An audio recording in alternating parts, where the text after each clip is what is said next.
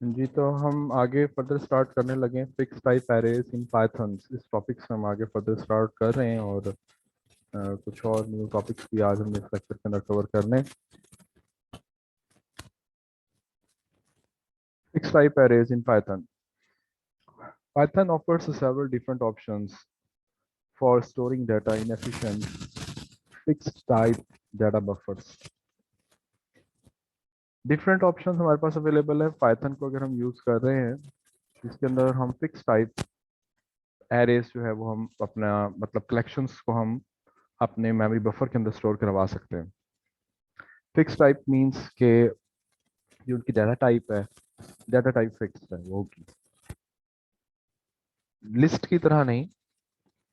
List में तो आप किसी भी टाइप का डाटा स्टोर करवा रहे होते हैं, एक ही लिस्ट के अंदर मल्टीपल टाइप का डाटा आ सकता है, लेकिन एरेज जो है हमारे पास वो फिक्स टाइप के ही होंगे।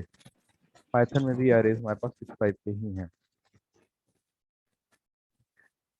A built-in array module available since Python 3.3 version can be used to create the dense array of a uniform type। के एरे मॉड्यूल है उसको आप यूज करते हुए आप सी इसके अंदर अपने पाइथन के अंदर जो है वो आप एरेज को क्रिएट कर सकते हैं। और ये करने के लिए आप एरे का पैकेज आप ऊपर इंपोर्ट कर लेंगे, इंपोर्ट एरे। उसके बाद उसने एक लिस्ट बना ली है, L equals to list range 10। तो रेंज का मेथड जो है वो हमने देखा था कि रेंज का मेथड क्या काम करता है कि ये एक सीक्वेंस में नंबर जनरेट कर देगा starting from 0 to less than the number mentioned in the range method. अब जैसे रेंज मेथड में यहाँ पर अगर आपने 10 मेंशन कर दिया है तो 10 से लेस तक की जो है वो हमारे पास एक लिस्ट बनेगी। जैसे कि यहाँ पर नीचे आप देख भी सकते हैं कि एक 0 से लेकर 9 तक की हमारे पास एक लिस्ट अवेलेबल है। तो ये मेथड रेंज मेथड बेसिकली 0 से स्टार्ट करते हुए लेस देन द नंबर जो आपने इधर मेंशन किया है वहां तक जो है वो आपको एक रैंडम नंबर जनरेट कर देगा। और इस लिस्ट को अब आगे एरे में कन्वर्ट किया जा रहा है। तो एरे में कन्वर्ट करने के लिए a equals to array dot array I N comma L. L तो हमारी लिस्ट है, जिस लिस्ट को हमने कन्वर्ट करना है, जो हमने ऊपर मेंशन भी की हुई है, ठीक है ना। ये लिस्ट हमारे पास, ये जो भी हमने एक रैंडम नंबर जनरेट किए थे, ये वो लिस्ट है हमारे पास। और आई क्या है, आई बेसिकली उसको हम ये बता रहे हैं कि ये इंटीजर टाइप का एरे बनाना है, क्योंकि देखें हम बात करें फिक्स टाइप की, ठीक है, और एरे हमारे पास फिक्स टाइप का ही होगा। तो अब हम उसको बता रहे हैं कि ये एरे किस टाइप का बनाना है। तो a equals to array dot array I comma L. तो वो भी इस लिस्ट एल को लेगा और इसको एरे में कन्वर्ट कर देगा और वो एरे हमारे इंटीजर टाइप का होगा। और जब आप उस ए को डिस्प्ले करेंगे तो हमें यहाँ पर ये आउटपुट मिल रही है 6 के ऊपर, जिसमें हमारा एरे प्रिंट हो रहा है और पहले उसकी शुरू में टाइप आ रही है, इंटीजर टाइप है, और उसके बाद आगे उसकी सब की सब वैल्यूज आ रही हैं। Here, the I is a type code indicating the contents are integers। तो हम यहाँ पे टाइप जो है वो बता रहे हैं कि ये टाइप जो है वो इसकी इंटीजर होगी।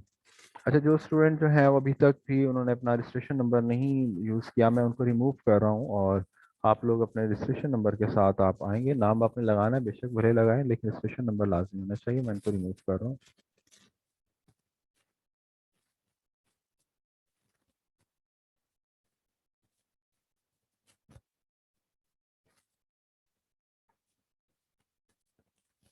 तो आई जो है वो बेसिकली इसकी type. Much more useful, however, is the ND array object of the NumPy package। वो कहता है कि इससे ज़्यादा बेहतर ये है कि आप ND array पैकेज है, एक ऑब्जेक्ट है, उसको आप यूज़ करें NumPy पैकेज के अंदर। ND array एक ऑब्जेक्ट है, उसको यूज़ करते हुए जो है वो आप अपने एरेस बनाएं, एरे का ऑब्जेक्ट जो है वो आप बनाएं। While Python's array object provides the efficient storage of the array based data, the NumPy adds these efficient operations on that data. तो जो डिफरेंस है बेसिकली सिंपल एरे क्रिएट करने में और दूसरा numpy का जो nd एरे है उसमें डिफरेंस क्या है कि nd array is much more efficient as compare to normal array. Basically numpy मैंने आप लोगों को स्टार्ट में ही बताया था, हमने शुरू में हमने बात डिस्कस की थी, कही देखी थी हमने कि हमने अपने डाटा सेट्स के ऊपर हमने मैनिपुलेशन करनी है, लोडिंग करनी है, उसके ऊपर डिफरेंट ऑपरेशंस परफॉर्म करने हैं। डाटा सेट्स हमारे पास वैरायटी ऑफ टाइप का हो सकता है, कोई टेक्सचुअल न्यूमेरिक डाटा सेट हो सकता है, इमेजेस का डाटा सेट हो सकता है, आपके पास ऑडियोज का डाटा सेट हो सकता है, या किसी और फाइल वगैरह की फॉर्म में भी आपके पास डाटा सेट हो सकता है। अब उस डाटा सेट के ऊपर एफिशिएंट मैनिपुलेशन बड़ी ज़रूरी है। अदरवाइज अगर एफिशिएंट यूटिलाइजेशन या मैनिपुलेशन नहीं है तो वो आपका सारा प्रोसेस जो है वो बहुत ज़्यादा टाइम टेकिंग हो जाएगा। और बहुत ज़्यादा टाइम टेकिंग होने की वजह से ये भी हो सकता है कि वहाँ पे लोगों का इंटरेस्ट जो है वो कम हो जाए। मैंने आपको बताया था कि जब आप डाटा साइंस की बात करते हैं, डाटा सेट्स और उनकी मैनिपुलेशन की बात करते हैं, तो हमें अपने मॉडल्स को ट्रेन करना होता है, उनको टेस्ट करना होता है। ट्रेनिंग पे नॉर्मली टाइम ज़्यादा लगता है क्योंकि हम अपने पूरे डाटा सेट, जितना भी डाटा सेट है उसका 70% नॉर्मली नॉर्मली हम ट्रेनिंग के लिए यूज़ करते हैं और 30% जो है वो हम टेस्टिंग के लिए यूज़ करते हैं। ये रेशो कुछ थोड़ी बहुत कम ज़्यादा भी हो सकती है, 80-20 की भी हो सकती है, 75-25 की भी हो सकती है, लेकिन नॉर्मली हम 70-30% की रेशो से हम अपने कंप्लीट डाटा सेट को हम डिवाइड कर लेते हैं और 70% हम ट्रेनिंग के लिए रखते हैं और 30% जो है वो हम टेस्टिंग के लिए रखते हैं। तो जो हमारी ट्रेनिंग प्रोसेस है वो some time depending upon the type and size of the data set, training process some time बहुत ज़्यादा टाइम टेकिंग हो जाता है। Some time it takes tens of hours. 15 घंटे हो गए जी ट्रेनिंग हो रही है, 25 घंटे हो गए ट्रेनिंग हो रही है। बेसिकली जब आप बात करते हैं जो हमारे डीप लर्निंग के मॉडल्स हैं, they are very resource hungry models. उनको बहुत ज़्यादा रिसोर्सेज चाहिए होते हैं। वो कहते हैं कि रैम भी बहुत ज़्यादा हो, प्रोसेसिंग स्पीड भी बहुत ज़्यादा हो, और यहाँ पे भी थोड़ी सी चीज़ें कंप्रोमाइज़ कर रही होंगी, then training process will take a lot of time. तो कई कई घंटे लग जाते हैं। तो अब वहाँ पर ज़रूरत इस चीज़ की है कि वो ये सारा काम एफिशिएंटली होना चाहिए। तो एफिशिएंटली करवाने के लिए उन्होंने numpy को डिज़ाइन ही सिर्फ इस पर्पस के लिए किया है कि numpy जो है वो आपको एफिशिएंट ऑपरेशंस जो है वो प्रोवाइड करे। हम अपने सारे डाटा को कन्वर्ट कर लेते हैं अपने numpy एरेज में, और numpy एरेज में कन्वर्ट करने के बाद फिर हम उनके ऊपर अपने मैनिपुलेशन या ऑपरेशंस जो है वो हम परफॉर्म करते हैं।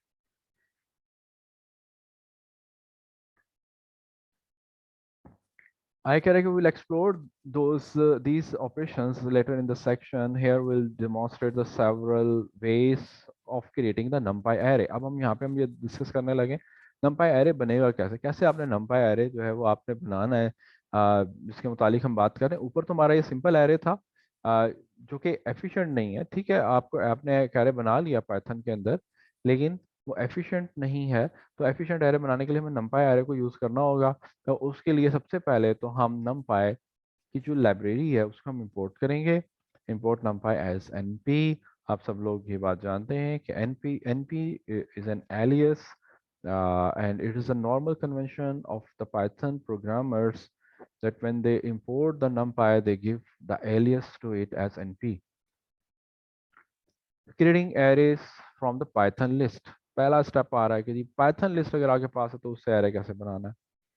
ठीक, तो वो अभी हम्म, हमने पहले जो हमने देखा वो हमने सिंपल एरे बनाया था लिस्ट से। अब हम numpy एरे बनाने लगे, तो उसके लिए हम यहाँ पे यूज करें np डॉट एरे। ऊपर अगर मैं आपको दिखाऊं एक दफा तो वहां पे हमने यूज किया था एरे मॉड्यूल को, हमने लिखा था एरे डॉट एरे, लेकिन यहाँ पर हम यूज कर रहे हैं numpy एरे। और numpy एरे बनाने के लिए आपको numpy पैकेज यूज करना होगा। तो हम यहाँ पे लिख रहे हैं np डॉट एरे, और अब एक लिस्ट उसने जो है वो आपको आपने उसको दे दी है। और वो जो लिस्ट है उस लिस्ट को यूज करते हुए एक नंपाई एरे क्रिएट हो रहा है और नीचे उसने आउटपुट में 8 में उसने उसका रिजल्ट भी जो है वो शो करा दिया, यानी कि जो आपने उसको एक लिस्ट दी उसी लिस्ट को यूज करते हुए उसने एक नंपाई एरे क्रिएट कर दिया। आप इसको साथ ही साथ प्रैक्टिस भी कर सकते हैं। आप अपना जुपिटर नोटबुक खोल लें, कोलैब खोल लें और उसके अंदर आप इनको साथ के साथ प्रैक्टिस भी कर सकते हैं और करनी लाजमी है। अभी फ़िलहाल नहीं भी कर पा रहे due to the lack of time, तो बाद में इसको लाजमी कर लेंगे। Remember that unlike Python list, the NumPy is constrained to arrays that all contains the same type. देखिए फर्क है, डिफरेंसेस हैं दोनों में, और वो डिफरेंसेस क्या हैं वो वन बाय वन करके यहाँ पे आते जाएंगे और आप इनको नोट डाउन करते जाएंगे कि लिस्ट में और नंपाई एरे में क्या डिफरेंस है। डिफरेंस नंबर 1 आ रहा है कि numpy array contains all the values of the same type, while Python list is a collection of heterogeneous data type data. उसमें heterogeneous होंगी, यहाँ पे homogeneous होंगी, similar type का होगा data. Second, if types do not match, the numpy will upcast if possible. Here the integers are upcast to the floating point. तो जिसको हम कहते हैं टाइप कास्टिंग, तो यहाँ पे उसने वर्ड अपकास्ट का यूज़ कर लिया है कि जिसमें हमारे पास जो लोअर डाटा टाइप्स होती हैं उसको हायर में कन्वर्ट कर लिया जाता है। लेकिन लेकिन यहाँ पर ये बात ज़रूर ध्यान में रखें कि इफ़ पॉसिबल का वो वर्ड यहाँ पर यूज़ कर रहा है, which is very much important. If possible, अगर हो सकेगा तो वो अपकास्ट कर देगा, टाइप प्रमोशन कर देगा, अदरवाइज प्रॉब्लम आ जाएगा। ठीक है, जैसे कि एग्जाम्पल वो यहाँ पे आपको दे रहा है कि integers can upcast to the floating point numbers. आप इंटीजर्स को फ्लोटिंग पॉइंट में कन्वर्ट कर लें, कोई इशू नहीं, आपका डाटा लॉस नहीं होगा।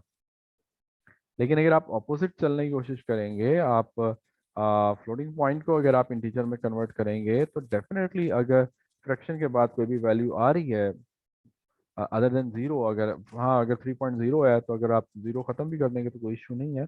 लेकिन अगर 3.1 भी है या 3.0000001 भी है, तो अगर उसको आप ख़त्म करेंगे, ट्रंकेट करेंगे, एलिमिनेट करेंगे फ्रैक्शनल पार्ट को, देन डेफिनेटली आपको ये पता होना चाहिए कि अब आपका डाटा जो है वो नहीं रहा जो पहले था। ठीक है, तो यानी कि ये आपको आपको पता होना चाहिए। लेकिन अगर पॉसिबल होगा तो वो अपकास्ट कर देगा। जैसे कि यहाँ पर हमारे पास एक एग्जांपल आ रही है, एग्जांपल में वो आपको दे रहा है एन पी एरे और आगे उसने एक वैल्यू तो रख ली है फ्लोटिंग पॉइंट, बाकी सारी इंटीजर वैल्यूज हैं 3.14, 4, 2 एंड 3। तो जब इसका एरे में कन्वर्जन होगी तो एरे में कन्वर्जन करते वक्त वो इसको अपकास्ट कर लेगा। ये इसका नीचे रिजल्ट आ रहा है। 3.14 तो एज इट इज रह गया, 4 पॉइंट पॉइंट उसने लगा दिया भाई, यहाँ पे जीरो नहीं लगा रहा, वो खुद से जीरो नहीं लगाएगा लेकिन पॉइंट लगा दिया। It means that 4 has now converted into type double. ठीक है, अब कास्टिंग कर ली, फ्लोटिंग पॉइंट में कर दिया। इस वजह से 2 जो है वो 2.0 हो गया, 3 जो था वो 3.0 हो गया। ठीक है, क्लियर। तो इस तरह से अगर पॉसिबल होगा तो अब कास्टिंग कर देगा। और अब जो ये नया एरे बना, ठीक है, अब ये जो नया एरे बना, ये एरे इसके अंदर सारी की सारी वैल्यूज एक ही टाइप की हैं, क्योंकि array is a collection of homogeneous data items. तो उसने अपकास्ट कर लिया और अपकास्ट करने के बाद अब पूरा एरे एक ही टाइप का है, मतलब आपका एरे फ्लोटिंग पॉइंट का, फ्लोटिंग टाइप का एरे। ओके जी, नेक्स्ट कहता है कि if we want to explicitly set the data type of the resulting array, we can use this we can use the d type keyword। d type keyword को use करते हुए आप explicitly आप data type mention कर सकते हैं। अभी हमने ऊपर नहीं की थी, यहाँ पे हमने कोई डी टाइप हमने मेंशन नहीं की। उसने खुद से ये देख लिया कि भाई अच्छा एक वैल्यू तो फ्लोटिंग पॉइंट में आ रही है और बाकी सब इंटीजर आ रही हैं, तो उसने इंटीजर वालों को फ्लोटिंग पॉइंट में जो है वो अपकास्टिंग कर ली और पूरा एरे हमारा जो है उसने फ्लोटिंग पॉइंट का बना दिया। लेकिन अगर आप एक्सप्लिसिटली टाइप मेंशन करना चाह रहे हैं, देन उसके लिए फिर आप डी टाइप कीवर्ड जो है वो आप यूज करेंगे। तो अब इसके अंदर देखें कि यहाँ पे वो ले रहा है np.array 1 2 3 4, ये लिस्ट उसने एक दे दी कि भाई इस लिस्ट को लेते हुए एक एरे बना दो और उसकी डाटा टाइप जो है वो फ्लोट रखनी है, 32 बिट फ्लोटिंग पॉइंट नंबर। तो अब उसने जो है वो आपको एक लिस्ट को कन्वर्ट कर दिया एरे में 1.0 2.0 जीरो नहीं सॉरी 1 पॉइंट और 2 पॉइंट 3 पॉइंट एंड 4 पॉइंट, और उसकी डी टाइप जो है उसने यहाँ पर आ रही है फ्लोट 32। ठीक है, मेरे ख्याल से बड़ी सिंपल सी चीज़ है कि इसमें डी टाइप आप मेंशन कर सकेंगे। Finally unlike a python list numpy arrays are explicitly be multi dimensional. Second difference आ रहा है, difference number 2 between python list and numpy array। दूसरा डिफरेंस क्या है कि जो आपकी लिस्ट है वो मल्टी डायमेंशन नहीं होती, जबकि आपका आपका जो numpy array है that could be multi dimensional, 1D भी हो सकता है, 2D भी हो सकता है, 3D भी हो सकता है। ठीक है, तो आपके जो numpy array है वो आपका मल्टी डायमेंशनल होगा। Here's one way of initializing the multi-dimensional array using a list of lists। List of list से अगर आपने एक एरे बनाना है तो डेफिनेटली वो आपको मल्टी डायमेंशनल एरे बनेगा। उसके सिंटैक्स देख लें वो क्या कर रहा है, कैसे बना रहा है। बड़ा इंटरेस्टिंग सा उसने सिंटैक्स यहाँ पर यूज किया है, मैं उसको एक्सप्लेन करता हूँ यहाँ पर। वो ले रहा है np.array रेंज। अभी हमने रेंज की बात की, रेंज मेथड जो है वो स्टार्टिंग से लेकर लेस देन एंड तक जो है वो नंबर जनरेट कर देता है, लेस देन एंड तक। तो वो रेंज को यहाँ पर कुछ इसलिए यूज कर रहा है, और आगे उसने एक फॉर लूप लगा लिया फॉर आई इन, और उसने एक लिस्ट दे दिया 2 4 and 6, 2 4 and 6 उसने एक लिस्ट दे दिया। अब क्या होगा कि ये वाली जो आपकी लूप है फॉर लूप वो इन तमाम वैल्यूज के लिए चलेगी, 2 4 and 6 तीनों वैल्यूज के लिए चलेगी। और सबसे पहले पहली वैल्यू जो है मतलब 2, ये 2 जो है हमारे इस वेरिएबल आई को असाइन कर दिया जाएगा फर्स्ट आइट्रेशन में।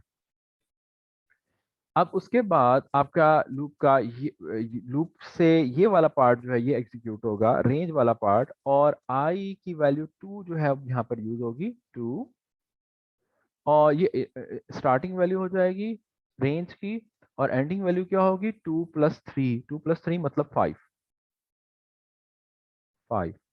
तो अब ये रेंज हमारी बन रही है 2 से वैल्यूज को स्टार्ट करेगा और लेस देन 5 तक वो नंबर्स जनरेट कर देगा, क्योंकि रेंज का मेथड है। रेंज ने यही काम करना होता है, स्टार्टिंग से लेकर लेस देन एंड तक नंबर जनरेट करने। 2 से लेकर मतलब 2 3 4 ये नंबर्स हमारे जनरेट हो जाएंगे, और ये एक रो बन जाएगी हमारे मल्टी डायमेंशनल एरे की। उसके बाद अगली वैल्यू, तो अगली वैल्यू जो है वो हमारे पास जब अगली आइट्रेशन स्टार्ट होगी तो 4 की वैल्यू आएगी। ठीक है, नेक्स्ट आइट्रेशन में हमारा ये वाला नंबर आएगा जी 4, 4 मिल जाएगा फिर से आई को। और अब ये वाली जो हमारा जो पोर्शन है ये वाला पार्ट ये एग्जीक्यूट होगा 2 + 3, और सॉरी 2 नहीं है 4 है। ठीक है, आई की वैल्यू 4 है, तो ये 4 से स्टार्ट होगा, और 4 + 3 मतलब लेस देन 7 तक ये हमारा पार्ट जो है हमारा एग्जीक्यूट होगा, लेस देन 7 तक। तो वो 4 5 6, तो ये वाली जो हमारी सेकंड रो जो थी ये हमारी रो अब बन रही है। ठीक हो गया। और उसके बाद फिर दोबारा से जब नेक्स्ट आइट्रेशन स्टार्ट होगी तो नेक्स्ट आइट्रेशन में 6 उठाएगा, और 6 का मतलब ये है कि अब ये वाला जो पार्ट है हमारा ये चलेगा 6 + 9, 6 9 तक चलेगा, फिर 6 + 3 9 हो जाएगा, तो 9 मतलब लेस देन 9। तो ये 6 7 and 8 ये हमारे एक और जो है हमारे पास रो जो है वो हमारी क्रिएट हो जाएगी। तो ये इस तरह से एक लिस्ट को यूज करते हुए एक मल्टी डायमेंशनल एरे बना रहा है। तो लिस्ट जो है वो मल्टी डायमेंशनल नहीं होगी। ठीक है, लिस्ट हमारी मल्टी डायमेंशनल नहीं होगी, और जो हमारा हमारा एरे है वो मल्टी डायमेंशनल हो सकता है। ओके जी। उसके बाद कह रहा है क्रिएटिंग एरे फ्रॉम स्क्रैच। अगर आप स्क्रैच से आप कोई एरे बनाना चाह रहे हैं, अभी हमने जो एरे बनाया वो हमने लिस्ट से बनाया था, अब अगर आप कोई स्क्रैच से एरे बनाना चाह रहे हैं तो वो कैसे बनेगा। इसको देख लेते हैं। Specially for a larger arrays it is more efficient to create arrays from scratch using routines built into numpy।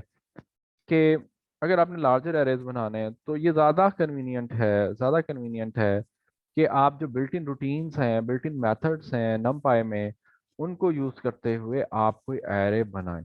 ज़्यादा एफिशिएंट वे है। कैसे एफिशिएंट वे है अभी हम देखते हैं कि लिस्ट से बनाना एफिशिएंट वे क्यों नहीं है, और जो बिल्ट इन सब रूटीन्स हैं उनको यूज़ करते हुए जो हम numpy एरे अगर हम बनाएंगे तो एफिशिएंट कैसे है। Here are the several examples. Number one, create a length 10 integer array filled with zeros। क्या आप कहते हैं कि जी आपने एक एरे बनाना है इंटीजर टाइप का और उस एरे में सारी वैल्यू जीरो होनी चाहिए। तो आपके पास एक बिल्ट इन रूटीन है, वो रूटीन है np डॉट जीरोज, मतलब रूटीन मतलब फंक्शन है। np डॉट जीरोज 10 10 वैल्यूज चाहिए, D type equals to int, data type उनकी इंट होगी, इंटीजर होगी। ठीक है, तो वो अब उसने एक 10 का एरे लिया और उसने उस सब को फिल कर दिया जीरो के साथ। तो ये काफी कन्वीनियंट वे हो गया एक एरे बनाने के लिए। हाँ, अगर आपने 1000 वैल्यू लेनी होती, भाई मैं कहता हूँ 1000 एरे के अंदर जो है वो एलिमेंट्स होने चाहिए और सब के सब जीरो होने चाहिए, तो फिर हम यहाँ जस्ट सिंपली 1000 लिख देते और वो आपको ये एरे बना के दे देता। अगर आप इसके ऑपोजिट जाते लिस्ट की तरफ और लिस्ट को यूज करते हुए अगर आप 1000 जीरो वैल्यूज का एक एरे बनाना चाहते तो डेफिनेटली आपको उसके अंदर शायद कई घंटे लग जाते, और उसमें ये भी चांसेस थे कि जो एरे आपका बनता वो एग्जैक्ट 1000 ना होता। काउंटिंग में मिस्टेक अगर हो गई तो ऐसी बात है आप फिर मैनुअली काम करेंगे, तो वो फिर आपके लिए ज़रा मुश्किल हो जाएगी। तो कन्वीनियंट है कि अगर आप जो numpy की जो बिल्ट इन रूटीन्स हैं अगर आप उनको यूज़ करते हैं तो। ओके जी, नेक्स्ट है हमारे पास creating a 3x5 floating point array filled with ones। ऊपर वाला जीरोस के साथ फिल किया, यहाँ पे वंस के साथ फिल करना है, तो यहाँ पे लिख रहे हैं हम np dot ones 3,5 D type float. Float ना लिखता इंट लिखता तो यहाँ पे डेसिमल पॉइंट ना आता। तो अब वो कह रहा है कि जी 3/5 का एक 2D एरे बनाना है, 3 रोज होंगी, 5 कॉलम्स होंगे, उनकी डाटा टाइप जो है वो फ्लोट होनी चाहिए और उसको फिल करना है वंस के साथ। तो मेथड हमने जो यहाँ पे यूज किया वो है np डॉट वंस। तो अब आपको रिजल्ट में ये एरे जो है वो नजर आ रहा है। उसके बाद है create 3x5 array filled with 3.14। तो उसने लिख दिया np डॉट फुल 3/5 3.14। तो अब वो 3/5 का जो है वो एक एरे बना के आपको दे रहा है और उसके अंदर सब के अंदर वैल्यू जो है वो 3.14 जो है वो फिल हुई हुई है। ये हमारे पास एक एरे आ गया। उसके बाद है create an array filled with a linear sequence starting at 0 ending at 20 stepping by 2। ठीक है, दो दो का स्टेप के साथ आपने ये काम करना है, 0 से लेकर 20 तक वैल्यूज को फिल करना है। तो आप लिख रहे हैं यहाँ पर np dot arrange 0 starting value comma 20 ending value comma 2 step के लिए आ रहा है कि 0 से स्टार्ट करो, दो दो का स्टेप लो और लेस देन 20 तक जाओ। तो 0 2 4 6 8 10 12 14 16 एंड 18 ये नंबर हमारे जनरेट हो गए। तो ये अब देख लेंगे किस तरह कन्वीनियंट वे है कि आप इस तरह से एक बहुत हैंडी वे में आप बहुत सारे बड़ा एक एरे जनरेट करवा सकते हैं। नेक्स्ट है create an array of the 5 values evenly spaced between 0 and 1।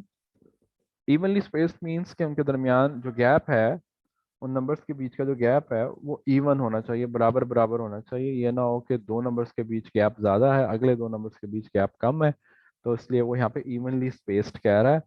तो कह रहा है कि np डॉट लाइन स्पेस 0,1, क्योंकि हमने 0 से स्टार्ट करना था, 1 तक हमने जाना था और हमें 5 वैल्यूज चाहिए थी, इसलिए अब हम यहाँ पर स्टार्टिंग फ्रॉम 0 to 1 और 5 तक जो है 5 जो है वो हमें वैल्यूज चाहिए, तो वो सब की सब 5 की 5 वैल्यूज 0 से लेकर 1 तक इवनली स्पेस्ड होंगी। तो पहला नंबर हमारा बन रहा है 0 डॉट, फिर बन रहा है 0.25, 0.5, 0.75 और 1 डॉट। तो ये 5 वैल्यूज जो है वो जनरेट हो गई हमारी, जो इवनली स्पेस्ड है।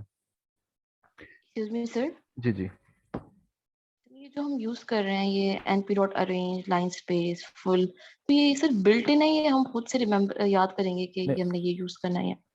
नहीं, बिल्ट इन है ये। हम रूटीन्स की हम बात कर रहे थे ऊपर, अभी हमने यहाँ पे यही कहा कि especially for a larger arrays, it is more efficient to create the arrays from scratch using routines built into NumPy। ये routines हैं, methods हैं, बने बनाए methods हैं, built-in methods हैं जो NumPy के जो आपके की लाइब्रेरी है उसके अंदर अवेलेबल है, और हम इनको कॉल भी जो कर रहे हैं वो np के साथ हम कॉल कर रहे हैं, np.ones, np.full। और इससे पहले हमें ऊपर np को हम इंक्लूड भी करेंगे। वो स्टार्टिंग में उसने जो है वो यहाँ पे एक बात बता दी थी, ये वाली statement, import numpy as np। तो ये सब की सब जो हमारी रूटीन्स हैं, ये रूटीन्स हमारी बिल्ट इन है और ये numpy में जो है ये अवेलेबल हैं। ठीक है, क्लियर। ओके तो सर। यहाँ पे भी हमने np डॉट लाइन स्पेस को जो है वो हमने यूज किया। अब आगे एक और वो आपको तरीका बता रहा है, बहुत सारे डिफरेंट मल्टीपल वेज हैं टू क्रिएट numpy एरे। अब डिफरेंट फॉर्म के एरेज हमें चाहिए हो सकते हैं अपने अपने अपने डाटा साइंस के यूज में, तो वो आपको डिफरेंट तरह से जो है वो आपको समझा रहा है। नेक्स्ट है हमारे पास create a 3x3 array of uniformly distributed random values between 0 and 1। तो उसके लिए क्या काम कर रहा है, रैंडम वैल्यूज होंगी जो 0 से 1 के बीच जो है वो जनरेट करेगा। np.random.random 3 by 3, मतलब 3x3 का जो है वो हमारे पास एक एक एरे बनेगा, numpy array. And this numpy array is actually uniformly distributed. Uniformly distributed का मतलब ये है कि जो जितने भी नंबर्स हमारे यहाँ पे जनरेट हो रहे हैं, ये जो नीचे आपको नजर आ रहे हैं, इन सब की जनरेशन का जो प्रोबेबिलिटी थी, चांसेस जो थे वो इक्वल थे। ये नहीं था, यानी बायसनेस नहीं थी कि भाई कोई नंबर जनरेट ज्यादा होगा, उसके प्रोबेबिलिटी ज्यादा है उस नंबर के जनरेट होने की। यूनिफॉर्मली डिस्ट्रीब्यूटेड है, सबकी प्रोबेबिलिटी बराबर है। ये लेकिन ये और बात है कि जनरेट उनमें से कोई सा एक हो रहा है। जैसे अगर आप डाइस की एग्जांपल लेते हैं, लूडो में जो खेला जाता है, जब आप उसको रोल करते हैं तो वो 0 तो नहीं, 1 से होता है, 1 से लेकर 6 तक किसी भी नंबर के आने की प्रोबेबिलिटी बराबर है। या जब आप कॉइन को टॉस करते हैं तो उसके अंदर हेड एंड टेल है, टेल्स हैं, तो हेड्स के चांसेस भी 0.5 हैं और टेल्स के चांसेस भी 0.5 हैं, दोनों में से कोई एक आ सकता है।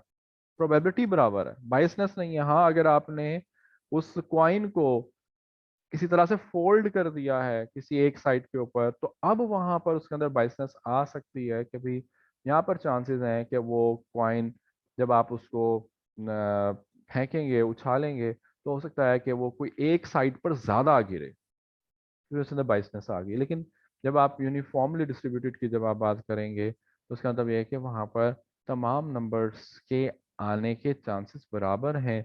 अब आएगा कौन सा उनमें से, ये डिपेंड करेगा, ये कोई फिक्स नहीं है। तो वो आपको यहाँ पर एक रैंडम जो है वो यूनिफॉर्म डिस्ट्रीब्यूशन के साथ 0 से लेकर 1 तक नंबर्स जनरेट करके आपको दे रहा है, और 3 by 3 का उसने जो है वो यहाँ पर एरे बनाया।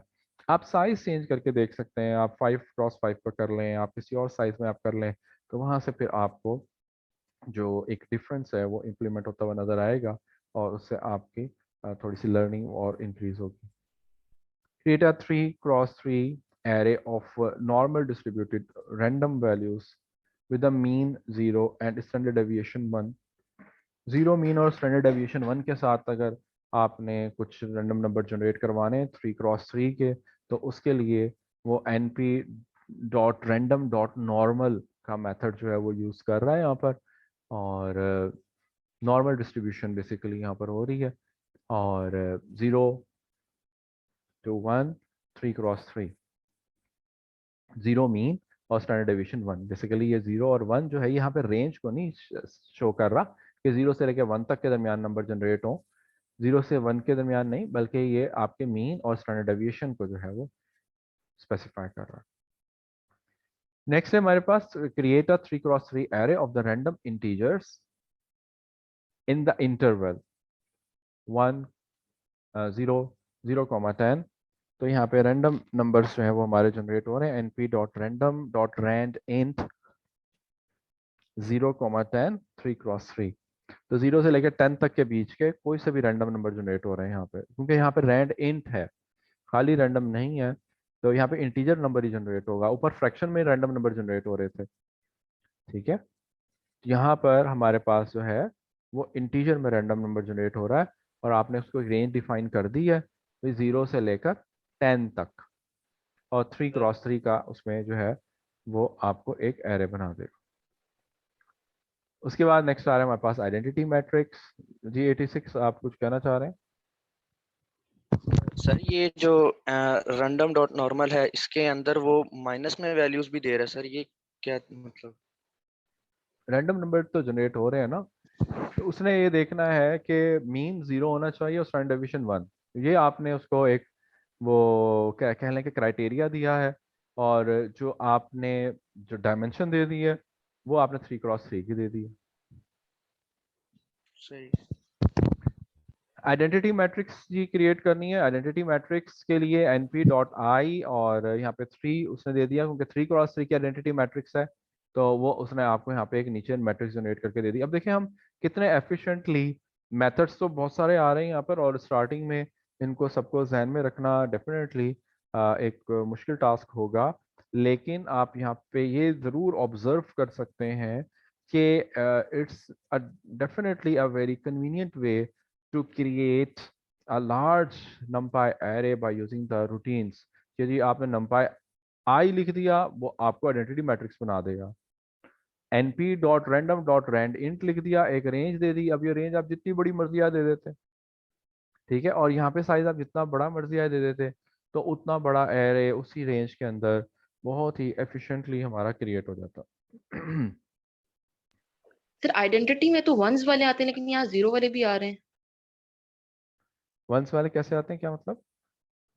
आइडेंटिटी का मतलब यही है ना, आइडेंटिटी मैट्रिक्स होता है, उसमें 1 वाले आती हैं वैल्यूज, यहाँ तो 0 पॉइंट वाली भी आ रही है। तो डायगोनल में यहाँ पे वैल्यू 1 ही तो है।